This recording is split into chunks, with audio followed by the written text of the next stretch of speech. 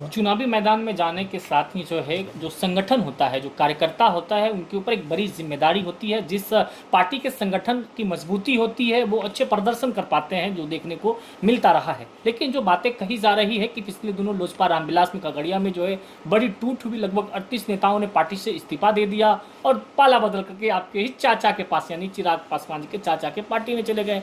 तो आपको लगता है कि इससे आगामी बिहार विधानसभा चुनाव में जो है खामियाजा भुगतना पड़ सकता है लोजपा को?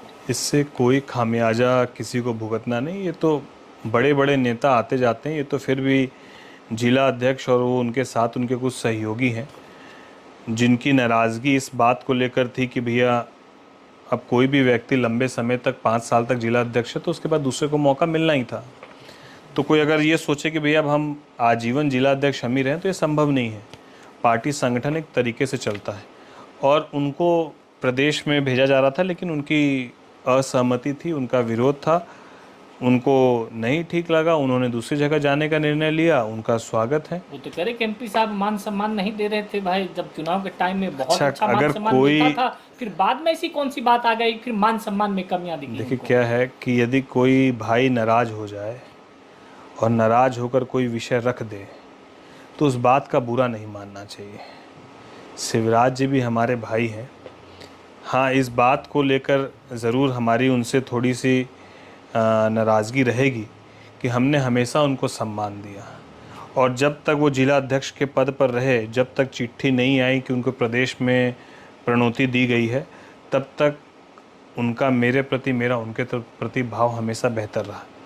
जाने के बाद अब वो इस तरह का आरोप क्यों लगा रहे हैं कि हमने कभी अभद्र भाषा का इस्तेमाल किया, मुझे नहीं मालूम। लेकिन चलिए, राजनीति में एक ये मुझे लगता है कि एक तरीका है शायद, और मैं इन तरीक़ों से ऊपर उठकर सोचता हूँ और मुझे लगता है कि वो जहाँ भी जाए अपना बेहतर प्रदर्शन करे, जिस भी संगठन को के साथ जुड़े उस संगठन को बेहतर करे।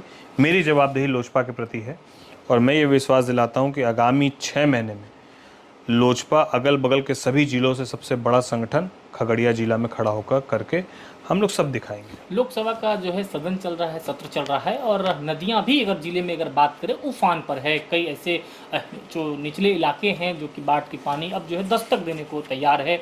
तो क्या राजेश वर्मा जी की नज़र जिले के उन बाढ़ प्रभावित इलाकों में है? क्या उस तैयारी को लेकर के आला अधिकारियों से आपने बातचीत कर? मेरा 2 बार इस विषय को लेकर प्रश्न भी लगा, मुझे सदन में बोलना भी था, लेकिन जिस तरीके से विपक्ष हर रोज़ हंगामा करके सदन को बाधित कर रहे हैं, चलने नहीं दे रहे हैं, तो कहीं ना कहीं ये बाधा तो आ रही है। लेकिन बावजूद उसके मेरी मुलाकात माननीय मंत्री जी से, केंद्रीय मंत्री जी से होनी है और अस्थाई समाधान को लेकर हमारे बाढ़ में जिस तरीके से कटाव की स्थिति है, जिस तरीके से स्थानीय स्तर पर बाढ़ के जल स्तर से जो लोग हैं उनके जीवन में जो परेशानियाँ आती हैं, उन तमाम विषयों को लेकर हम लोग एक सकारात्मक पहल करेंगे। स्टेशन रोड एक जो है काफ़ी लंबे अरसों से ये जो है विवाद गहराता रहा है, अब उसकी सॉल्यूशन जो है नज़र आ रही है। पिछले दिनों आपने देखा कि जिस प्रकार से जो मामले सामने निकल कर के आए, तो कहाँ देखते हैं कब तक में ये शिलान्यास उनके कार्य आरंभ हो जाना है? देखिए, ये मेरी प्राथमिकता में एक था और इसको आकर राज्य सरकार के माननीय मंत्री और पदाधिकारियों से लगातार बात कर और हमारे उप मुख्यमंत्री आदरणीय सम्राट चौधरी जी ने भी इस पर बड़ी मदद की, जिस पर हम लोगों ने स्वीकृति ले ली। अब इसका कार्य शुरू होना है, क्योंकि बारिश का वक्त है। अभी कार्य शुरू होने में, गुणवत्तापूर्ण कार्य होने में बड़ी दिक्कत होगी, क्योंकि मेरा भी ये अपना मानना है कि हफ्ते 10 दिनों के अंदर हम लोग इसका विधिवत शिलान्यास करेंगे और शिलान्यास करेंगे तो इसको अंजाम तक पहुँचाएँगे बिना काम को रोके हुए।